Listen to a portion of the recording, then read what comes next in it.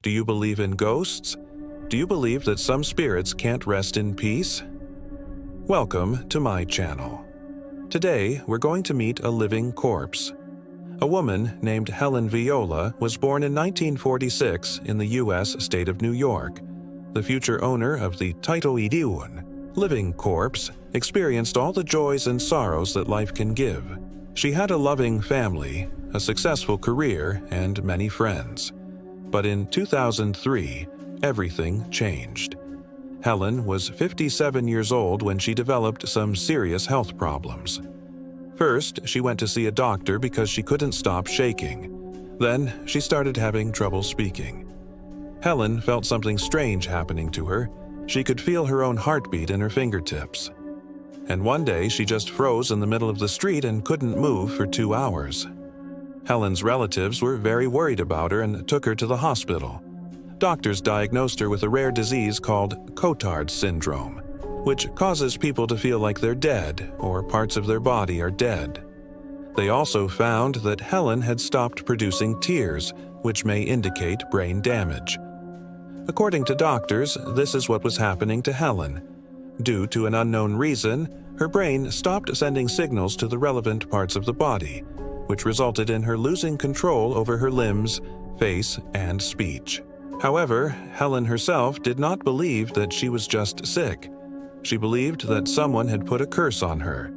While in a coma, she even wrote down some strange things on a piece of paper, which means that she was perfectly conscious of what was happening to her. By the way, at that time, Helen was already married and her husband took care of her. When doctors told Helen's relatives that she would never recover, they decided to transfer her to a nursing home.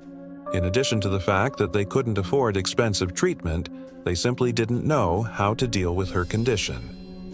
Helen stayed in the nursing home for 2 years until one day her condition suddenly improved. Her relatives were overjoyed and decided that it was a miracle. However, they had no idea that this was just the beginning. After spending so much time in the hospital, Helen became bedridden and she had to be fed through a tube. It seemed that she was completely helpless and dependent on others.